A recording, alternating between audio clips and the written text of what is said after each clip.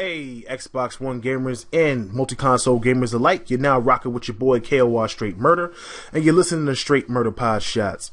Usually when I do a Podshot, it's for a few minutes, maybe 10 minutes, 7 minutes, 6 minutes. I try to get straight to the point on what's popping in the industry. But this is going to be a little bit longer today because I have a few things in my mind that I want to talk about. First of all, congratulations to Xbox One. Xbox P3, which is Mr. Phil Spencer on Xbox Live, Aaron Greenberg for a great marketing campaign, and the whole Xbox team for breaking that barrier over in the UK of 1 million consoles sold. Not shipped, sold. That's really big in itself because of the simple fact that less than about 2.5 months ago, the PlayStation 4 sold 1 million consoles to consumers. So it's basically saying that the Xbox One is not too far behind the PlayStation 4 in the UK. Now understand, when I say the UK, I don't mean all of Europe. That's not what I'm saying. I'm saying in the United Kingdom only. But those are two battlegrounds that Xbox truly needs to win. The USA, which they've been outselling the PlayStation 4 the last 2 weeks, and the UK, which they've been outselling the PlayStation 4 the last 3 weeks.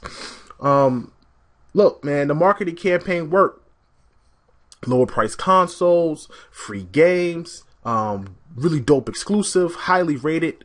Man, listen, it's been a work in progress, but a successful work in progress. Phil Spencer has taken his console, broke down what Don Mattrick tried to build, and rebuilt it and shaped it in his own vision. And for that, us Xbox gamers want to thank you. It's a really awesome feeling, man. Microsoft is making this run. I feel like they might actually win the holiday season now if they can keep this momentum going. And going into next year, hopefully, it will be 10 million consoles sold to consumers and not 10 million consoles sold to retailers. Either way, Microsoft is making that bread, meaning more games for us, more apps, and more exclusives overall. I quickly want to touch on something that Phil said a couple weeks ago. He tweeted out and said that 2015 for Xbox One is crazy. And when you really read what he's trying to say is that there are so many games coming out in 2015 for the Xbox One that they actually have to move games to 2016. And when you really think about that, that is just remarkable. The thought of that is just remarkable. You think about holiday season 2015, Halo 5, Quantum Break, Rise of the Tomb Raider exclusive holiday 2015. You possibly may have Scalebound. You have Fable Legends. There are games that haven't been announced yet that we'll probably see at E3 that will release in the fall, as well as anything that may re-release early that may surprise us. You never know. They are going to talk about some things next year. Right now, they're not doing something like a PS4 experience or the PlayStation experience that's coming out in December. But the cool thing about it is, like Phil said, we talk about 2014 and 2014. We talk about 2015 and 2015. So no reason to get hyped up about the future. Let's go to the future, and hopefully what we hear, what we see will be sooner rather than later and throughout the entire year of 2015. Looking forward to next year for Xbox One.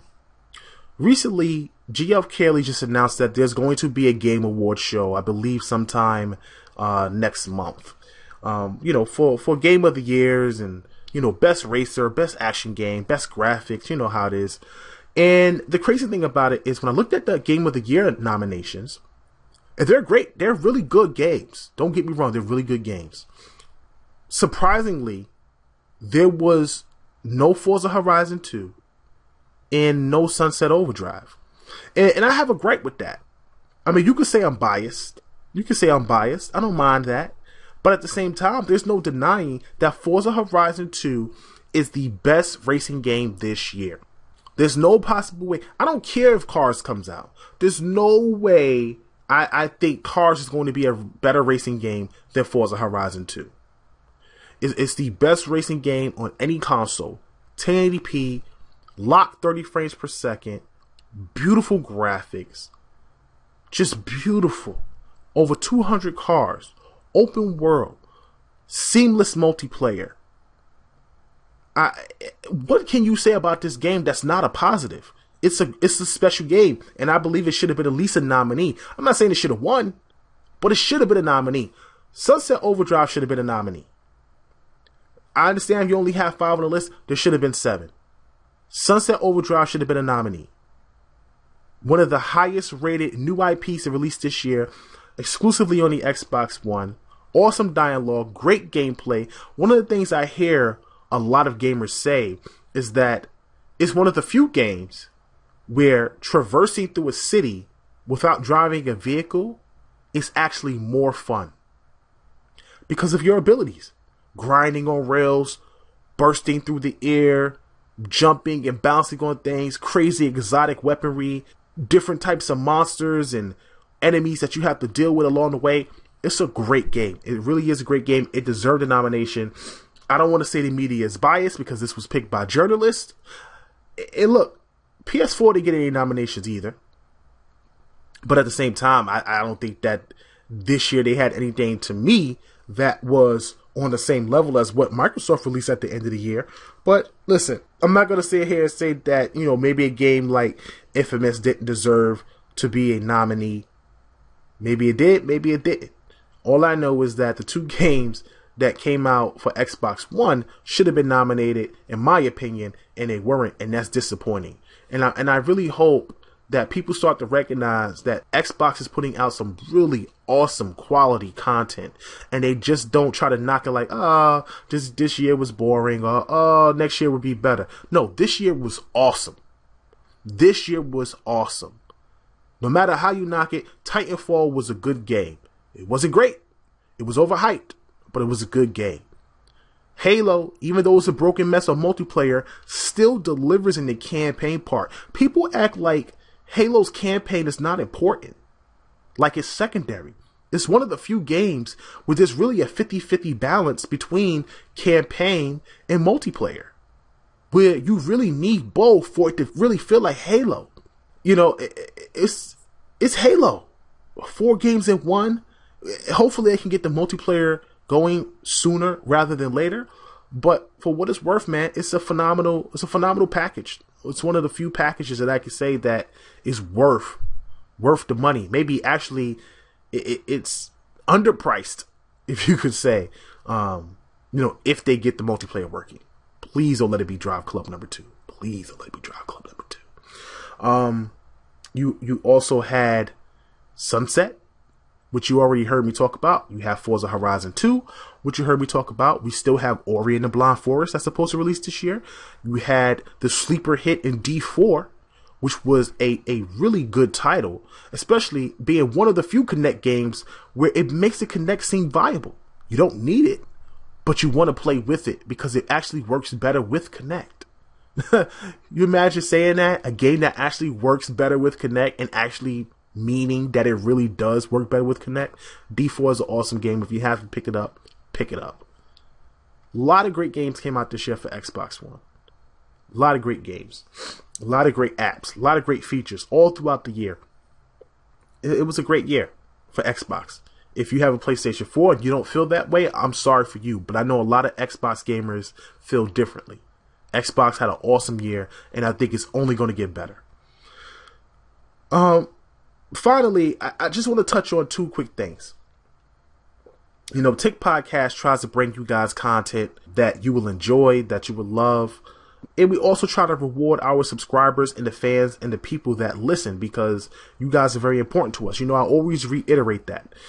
So, with that being said, Tick Podcast is doing something on December 23rd for our fans. It's called the TiCmas Care Package. Obviously, it's a spin on Christmas. TiCmas, so you guys understand what I'm saying. But it's the TiCmas Care Package.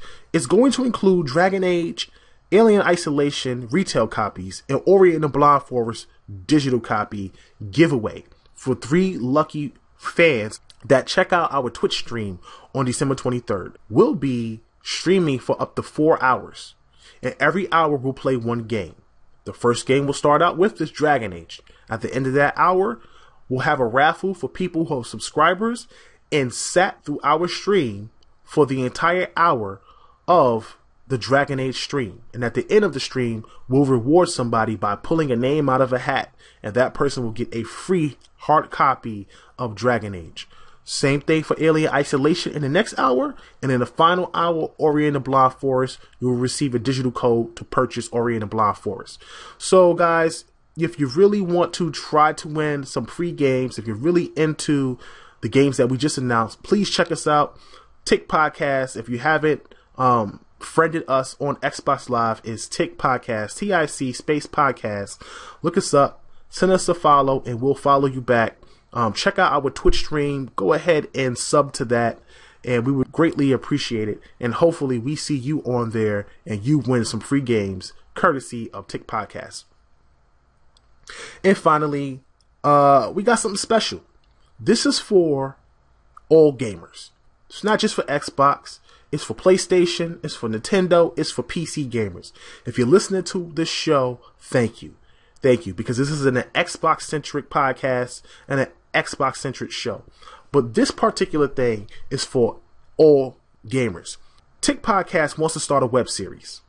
It's called Lifestyles of a Hardcore Gamer. We want to take 12 people and make their lives go viral on how gaming affects their lives.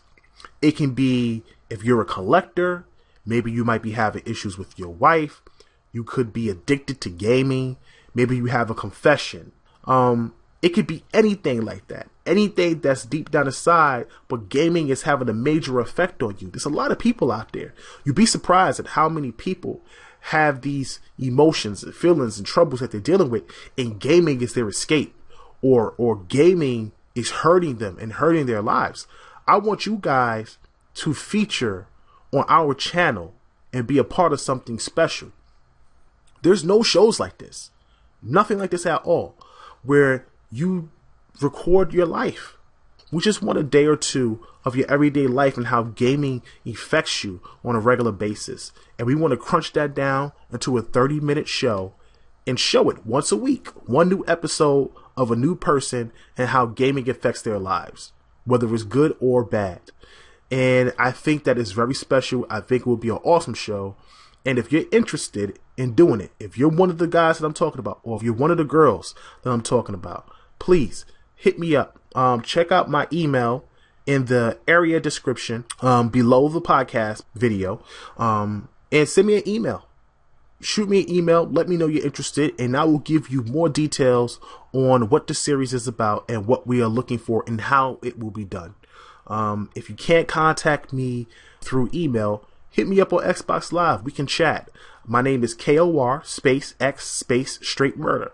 You see it right there on the video. KOR X straight murder. Hit me up. Send me a friend follow. I'll follow you guys back. Shoot me a message and we can chat. And I can talk about it and give you the spiel on exactly what we're looking to try to do. And maybe we can create something special, make it go viral, and make you guys stars in the gaming community. So, that's really it for the Podshot this week. I'm definitely going to try to come through next week, drop another Podshot. Stay tuned for a podcast this weekend. We got some things and some new people that we want to introduce you to. And hopefully everything goes well over the next couple of weeks. And come back in January, we'll have Mr. Kid Lob for you, talking about all things Killer Instinct rare in new or revived IPs, as well as Rainbow Six Siege devs that we have booked for April. That's going to be special, guys. If you're really into Rainbow Six and you have questions and you're looking for answers, the more info you get as we get closer and closer to E3, guess who's going to have that interview for you? TiCmas. So we'll continue to work hard to get the things that you want to hear, bring you the topics that you want to listen to, because it's for the fans, by the fans. I'm your boy, KOR Str8murda, and I'll holler at you guys later. Peace. Killing spree.